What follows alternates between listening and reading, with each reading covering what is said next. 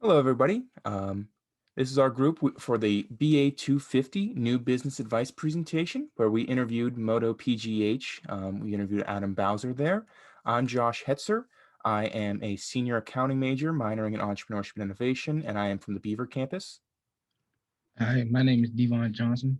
I am a business management major and I'm from Penn State Beaver campus. And my name is Ivy Mervis. I am a psychology major, and I am from Penn State Greater Alleghenies campus. All right.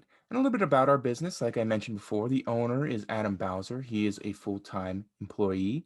Um, he began the business with previous funding from his prior software company, which we'll talk about a little bit later as well. And it also includes two part-time employees. He has one mechanic that he met previously at his other company. Um, and that mechanic works about 20 hours a week and is very skilled. And Adam did mention that he's the best mechanic he's ever hired. And he also hires a painter as well who does all the paint work on the bikes as needed. And the company's always looking for employees who have mechanic experience and believes the rest, other parts of the business can be taught on the job. Okay, just gonna talk about the key products. So it specializes in building cab races. Um, they ultimately work on all 70 motorcycles. It includes, but it's not limited to Honda CBRs, Du- Ducatis, BMWs, and the average cost of a custom build is between $5,000 to $10,000. So, just some previous background and experience on both Adam and his company, Moto PGH. Adam has a bachelor's degree in computer science, which he got from the University of Pittsburgh. And he first started a software development company where he ended up actually making an app that had the ability to track oil that came in through wells per hour.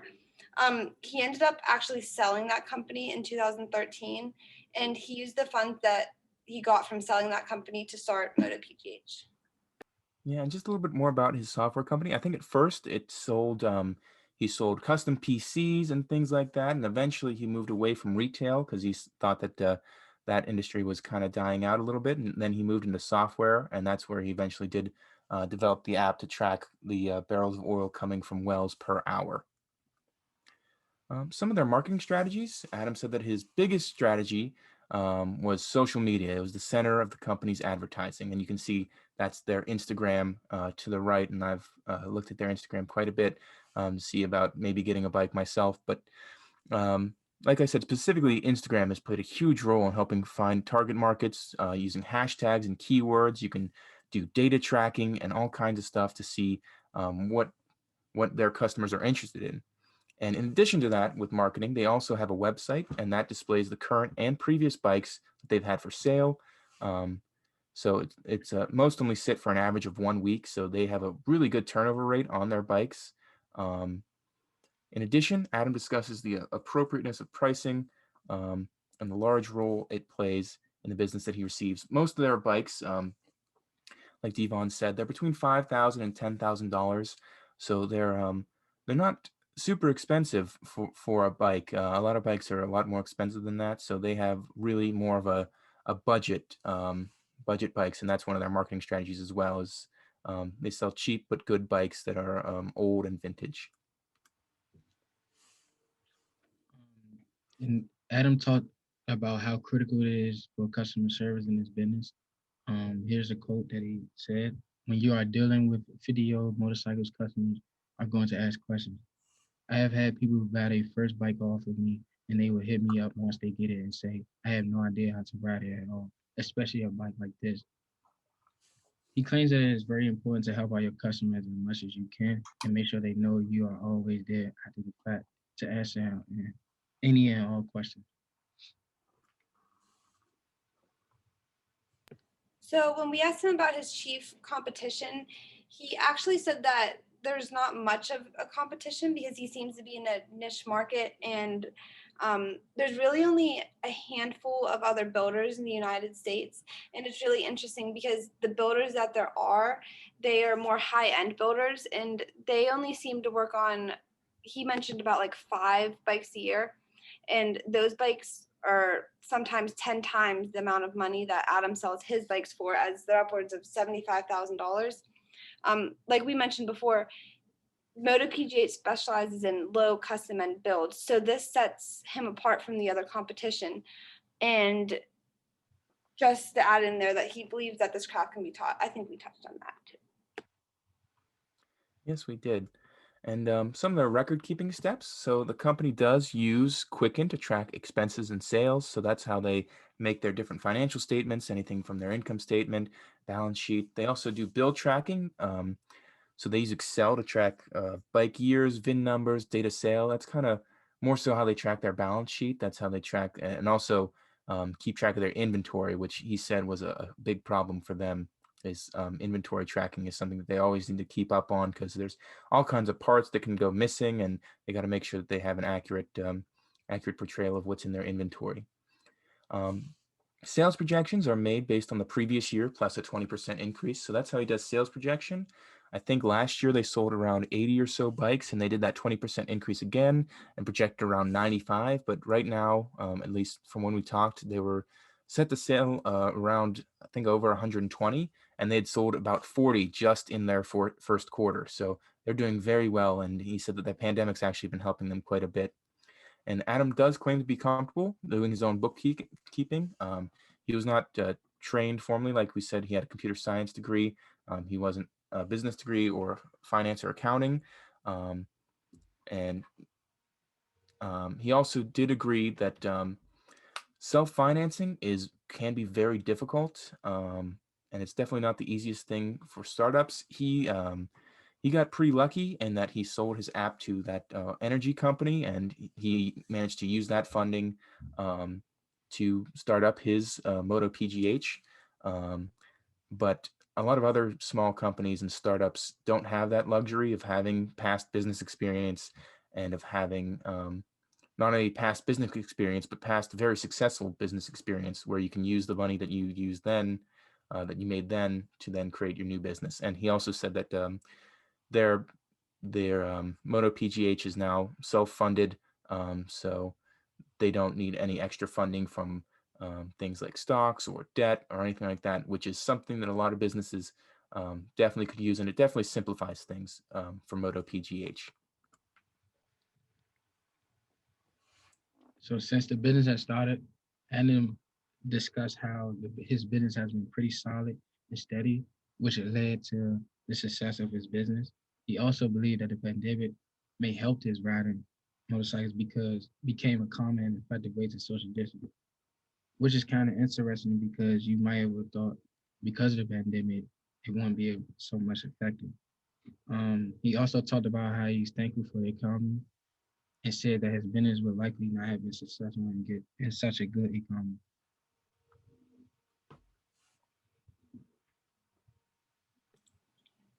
So when it comes to the business growth, whenever he started the business, like we said, he only built 17 bikes in his first year, which, you know, if you think about the price of the bikes and the time that goes into it, it might not seem that much, but they averaged around 20 bikes a year for the next couple years. And then in the past year, they sold about 82 custom motorcycles. And this year, they're on track to create approximately 120 bikes. Something that Adam really emphasized while he was talking to us is that his goal is to grow by 20% each year. And he talks about how they've steadily been doing that. So they have had some business setbacks. So the main setback Moto PGH often faces, and when it comes to the suppliers, since they specialize in a specific year of bike, there are only so many bikes that were produced from the 70s. They don't often have many problems with this. However, sometimes it is difficult to find the parts they need. In addition to this, Adam has noticed that when he can find the parts, they have consistently been increasing in price due to the demand and lack of supply. So this has definitely been a big setback because, like he said, only so many bikes were produced from the 70s. So they've been having to branch out in some different ways to overcome this setback.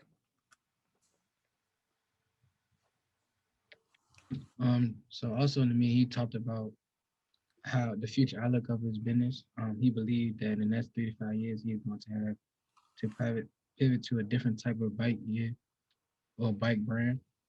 Um, this is due to the fact that the owner supplied the 70 bikes he specializes in is running low, which is a good example of a good business. Always just setting more goals for not just yourself, but for your business to be successful.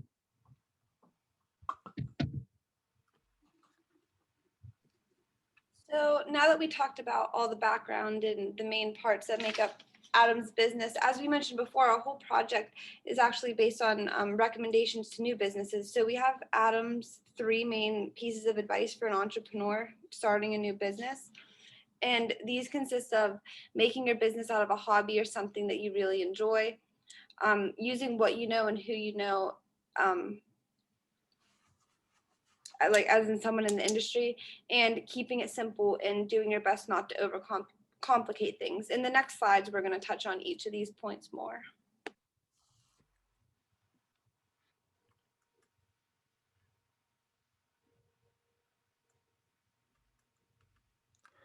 So yeah, the first one that he recommended was make your business out of a hobby or something that you really enjoy. He emphasized how critical it is to make your business out of something that you enjoy doing and that is often most successful when it is a hobby of yours.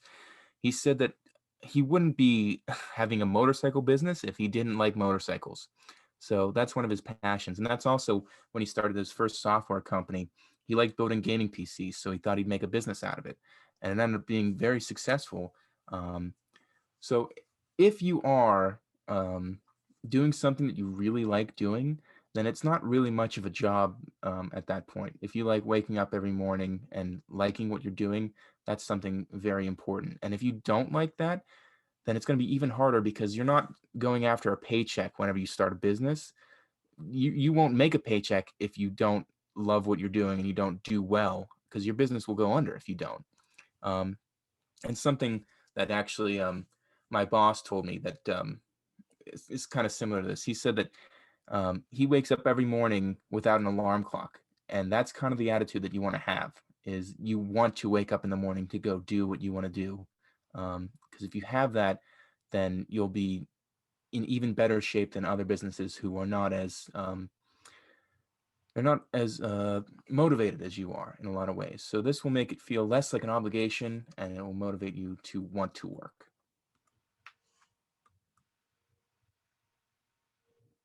So the next point, use what you know and who you know someone in the industry. Adam talked about the best resource that you can have when starting a business connections in your industry, which is a good thing because you can't go into an industry not just going based off your knowledge. It's good to have someone else's knowledge to help you better your business.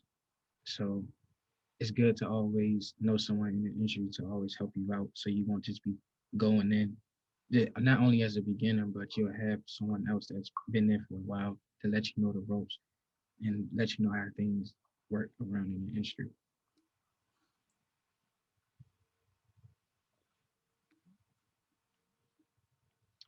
He also talked about having connections or mentors, give you give your business the opportunity to go places that it could have never been. Um, in addition to he also talked about in addition to this, it give you the opportunity to learn and understand specifically what to do and what to avoid in order to become successful, which is good to know because sometimes you might not know everything in the business and it might be something that you never saw before and your mentor might have went through the situation and you might have thought about it in a different way, try to get through it. There's an easy way that your mentor has for you. So it's good to know to have a mentor to guide you through.